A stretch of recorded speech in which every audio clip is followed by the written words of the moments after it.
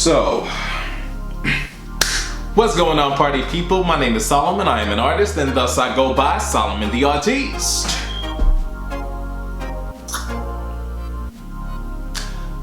I've been watching Girlfriends on Netflix, and I'm very late to this party. I see that everyone's been watching it and giving their commentary and everything.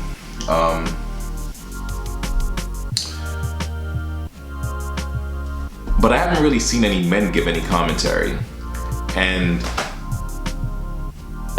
not that I would expect it, but I feel like it should be warranted. Girlfriends is actually a very good show. It's entertaining, it's well written, and it's written from a real place. It's written from the mind of a black woman, you know? And while it's written by a black woman and starred black women and a black man, the show wasn't necessarily written just for the eyes of a black audience, or more specifically, an audience of black women. But, you know, being aware of the time that the show was created and shared with the world, it's understandable and expected that it was pushed to a very specific demographic, you know? And even though it was not intended to be sort of the black version of, you know, Sex and the City, there were parts of it that, there were times I remember where it was pushed as such, you know, like, and that's unfortunate actually, because the two shows are very, very different, and not because of race, but because of content, you know, and depth. And yeah, so in any case, I remember when Girlfriends first came out, I watched the first season, and I have to be honest, it really wasn't by choice. Part of the reason that I watched it, I think it was ultimately two reasons. Part of the reason is that it was on the same network as Top Model, UPN, and even when it transferred to CW, you know. I used to be obsessed with Tyra Banks. I thought I was gonna grow up to be her young lover. And so, true to form, I thought, well, I'm gonna do what any husband would do. I'm gonna support my wife's creation, which was Top Model. But all jokes aside though, because they were on the same network, I sort of watched Girlfriend. You know, Top Model I think would start at 9 p.m. and Girlfriends would come on at 8 or maybe 8:30, but either way, it would come on before Top Model. And, you know, I'd just be there prepared, waiting for Top Model to come on, basically. And this is back when I had just started high school. The other reason is that when they were promoting the show Girlfriends before it actually aired, they would promote it as Girlfriends, the sitcom starring the daughter of Diana Ross. And at the time, I'm not going to pretend that I was some huge fan of Diana Ross, because I wasn't, but I did like her because of what she was connected, or who she was connected to. At the time, I really enjoyed Monica and Brandy, and both of their albums and their music. And Brandy had done Double Platinum the movie with Diana Ross, and so I was very into Diana Ross because of that. That was the connection. And so Diana Ross was just on my radar. And so when they said daughter of Diana Ross, in my mind I thought, oh, there might be some singing on this sitcom, you know, because I love any kind of film or TV show or whatever that incorporates music, you know. So like, I love The Bodyguard, I love Sister Act 1 and 2, I love Selena, I love What's Love Got to Do with It, you know, I love those type of films and such. And so those are the two reasons that I decided back then that I'm gonna give the show a try. And I don't think I made it past the first season. I don't even know if I finished the first season back then, because I was just waiting for the songs to fall, and they never fell. They never came. But I do remember when the show started, I immediately saw Lynn and just thought, damn, sorry, Tyra, but I'm gonna have to cheat on you. You know? And back then, as I watched some of the actually, I think I did finish the first season, but as I watched the first season, I connected with Lynn more and more and more. Back then, I was too young to realize that me connecting with a character, back then I just thought Lynn the person, but connecting with the character, it was because I saw aspects of myself in Zed character. You know, I saw lots of parts of myself in Lynn. And so, but still, I still thought that she was drop dead gorgeous. To this day, I think she's still drop dead gorgeous. I follow her on Instagram. She is beautiful. I watched when she did the whole Zoom catching up thing with the other ladies, and her hair was just done and just flowing, and she just looked like she ain't aged one bit. And Persia White can still get the business, but yeah, so back to being focused, my bad y'all, being focused on Lynn. Now the show's on Netflix, and I started watching it just for the sake of nostalgia and to kind of see the things that I missed out on. You know, I didn't know that Tony ever left the show before the show was over. I didn't know that the show never had an official ending, so I didn't know the progressions of the show. So I've been watching it on Netflix. Right now I've just gotten up to season 8, and I haven't started episode 1 of season 8 yet, so I've watched all of the first 7 seasons so far. And I agree with a lot of what people have been saying online and in videos, and in their new reactions to the show now compared to when they were younger. Tony absolutely was heavily toxic. She was a toxic friend, and we all know a Tony, male or female, black, white, Hispanic, Asian. We all know a Tony somewhere. And but at the same time, I don't want people to discredit Tony. She was growing as a person, but it's not easy to it's not a steady upward growth into something different. There are hills and valleys and mountains, and Joan was her biggest obstacle, Tony couldn't stand to see Joan becoming everything that Tony was before being enthralled into motherhood. Is enthralled the word that I want to use? Because I want to say entrapped, but I don't want it to sound like I'm saying she wasn't trapped into, either way, the point is she got pulled into motherhood unexpectedly. But we got to see in many parts of the show that, she had undertones of humanity. She covered, like, they made it very clear in the show that she's vulnerable, she's insecure, but she covers it up with this over-the-top personality. We all knew it, we all saw it. And I would imagine that if the show went on, there would have been a reconciliation between Tony and Joan. But yeah, Tony just couldn't bear to see Joan suddenly coming into her own and not being the friend that she pulls with her whenever she's out being the star, Tony being the star. She couldn't handle the switch. Yeah, and I've been in that position before.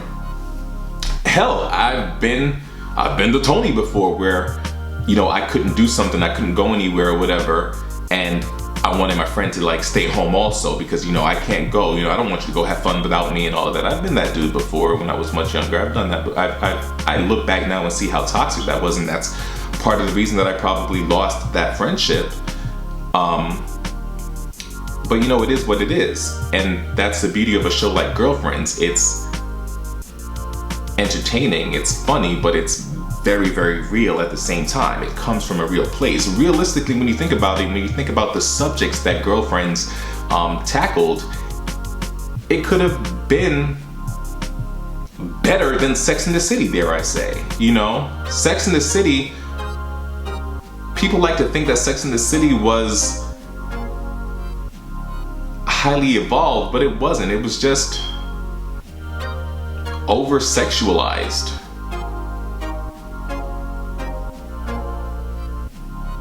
It was an over-sexualized show. But what would you expect? It's Sex and the City. Not to say that Sex and the City was a bad show. It wasn't a bad show. I watched Sex and the City, I did. But it wasn't necessarily this grand thing that people like to make it out to be. It just became a phenomenon that people couldn't get enough of.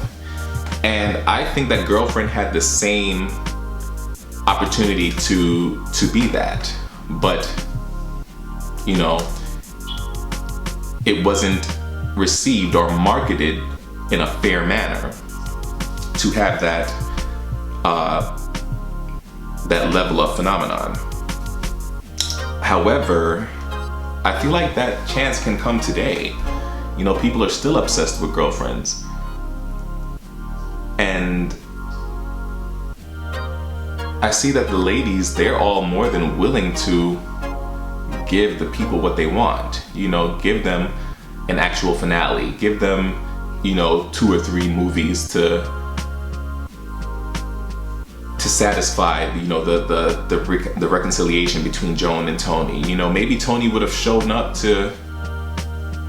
Oh wait, I don't know if Joan got married or anything or not. I saw that in the end of season 7 that she got engaged. So I don't know. I don't know if she got married or whatever. Hopefully she did. I don't know. We'll see. But in any case, I digress. Going back to Lynn, I've never connected with a character so much. You know, no, I'm not adopted, but I am of mixed race. You know, I know what it is to be the outsider in your circle of friends. You know, I know what it is to feel like the loser, while at the same time, everyone views you as having all of this intelligence because of your degree and your studies and the way you carry yourself or whatever, you know. But I also know what it is to be dead broke while still doing all the odd jobs you can to survive. You know, I know what it is to.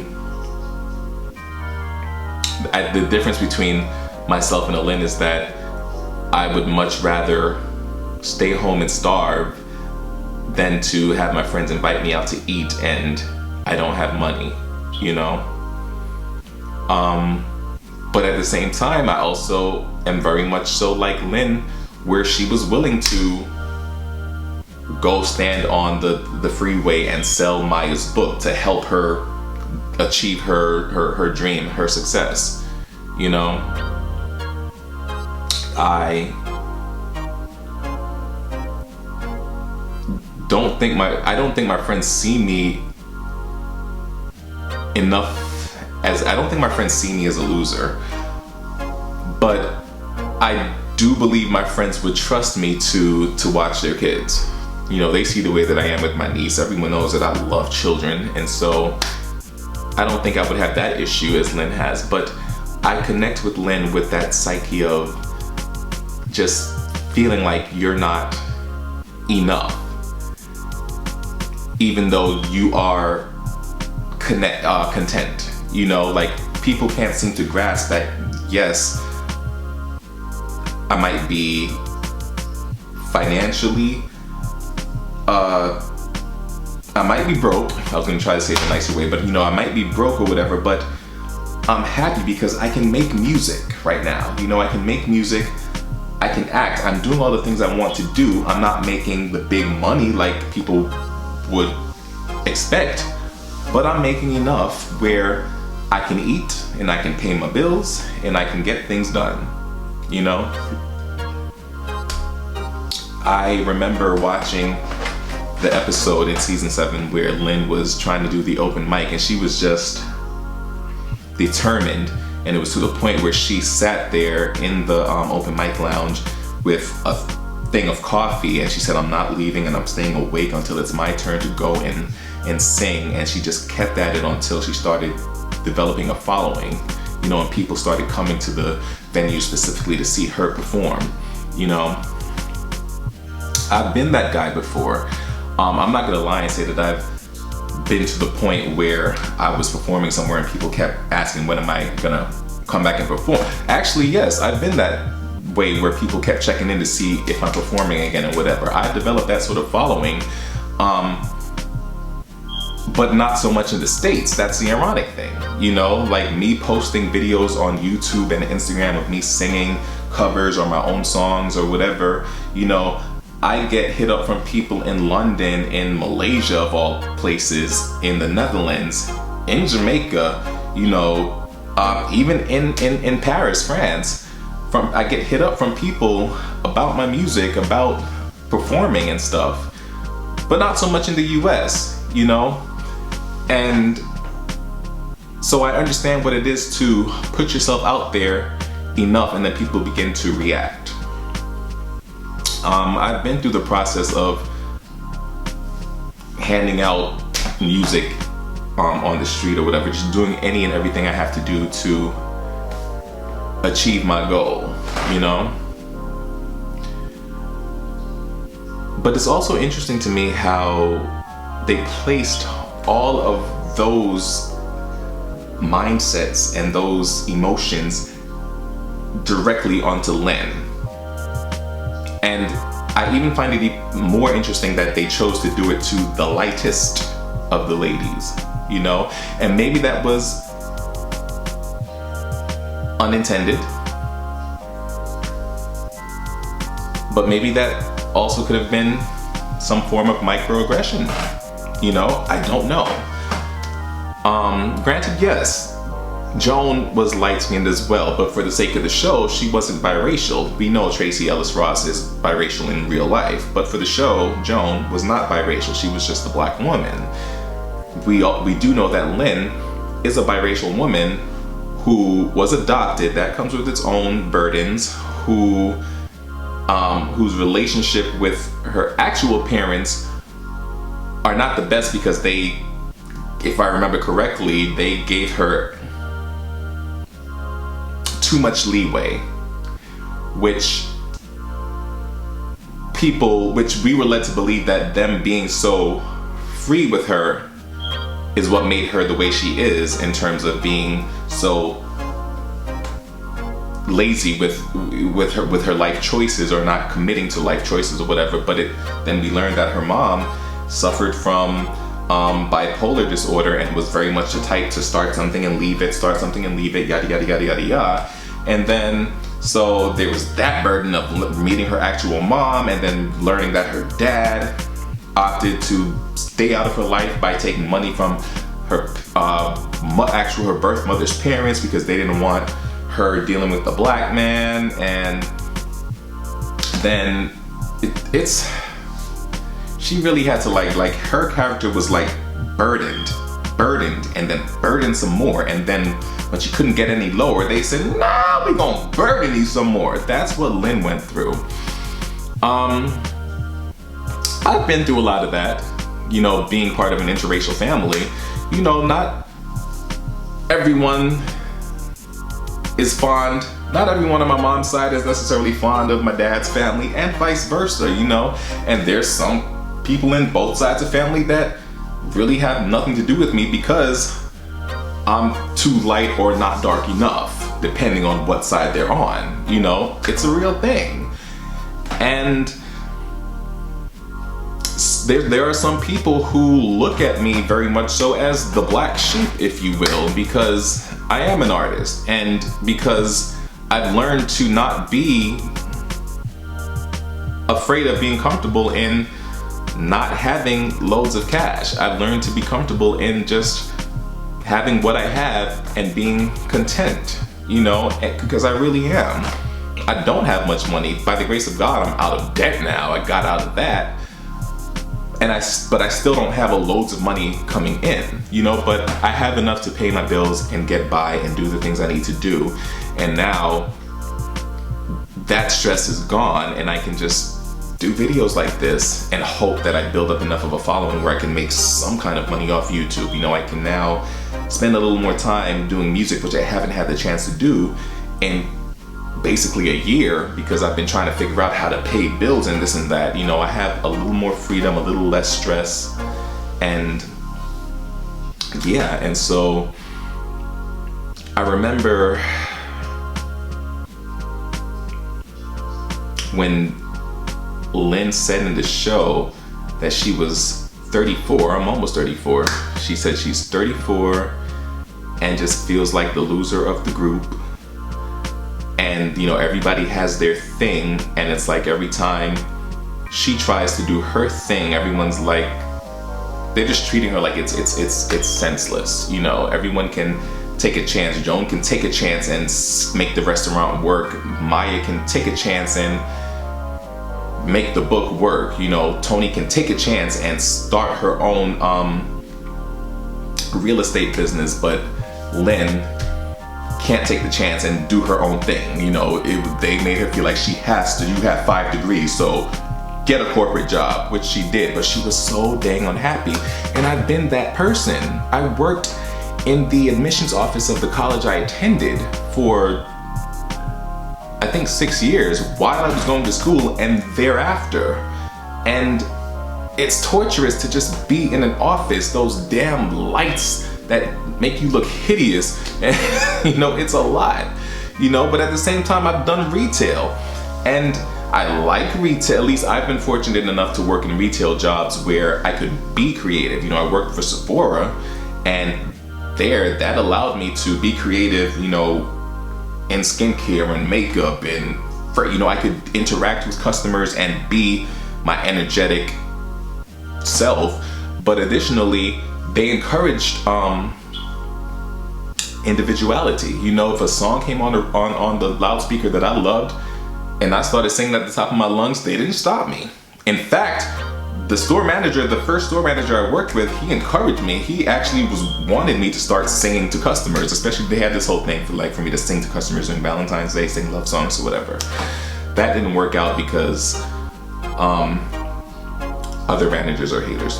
That's a whole other video. But in any case, at this point, I'm just rambling. I actually filmed this video before and I felt like I was rambling too much, but I felt that I didn't have my thoughts intact. I think what I'll do is I'll come back and do another video once I have all my thoughts together and after I watch the last season of Girlfriends. But I'll create a whole bullet thing for myself. But all in all, what I was basically trying to say is that watching it as a kid, I didn't realize that I was connecting with Lynn on a vibing, spiritual, you know, personality-wise level. I just thought like, oh, we connected, I'm in love, you know? And you can't, well, I guess you can't be in love with a character, but that's not what this was. I just saw myself in this character. And that is very, very, very much so possible to connect with a made-up character. And so, yeah, I'm gonna watch the last season and see what happens. Just write out my whole thing and just be prepared. Part of the reason that I wanted to do this video too is because of a certain YouTuber whose name I cannot remember right now, but I will definitely make sure to put her name here. You know, her videos kept popping up in my recommends and I would never watch them. And I don't know why I do that. Like when YouTube recommends me to watch something, I'm just like, no, I'm not watching that. I know what I watch. And then finally, when I'm bored and I've watched everything I need to watch, I give in and I watch whatever they're recommended. And whatever they've recommended. And this young lady, I just became obsessed because for one thing, she's absolutely gorgeous. She's beautiful. Then I realized that she is Jamaican, and her commentary is so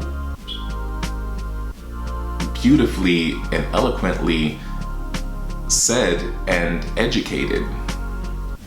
I think her name is something T. Maybe I can look it up real quick, although I'm pretty sure by now I've posted it somewhere here on the video or something. I don't know. But I'm not gonna go through the process of looking it up. You can see it right now. But in any case, yeah, I'm gonna end this video here for now, and I might shoot a few more videos while I'm here. I do have tomorrow to do stuff too, but yeah.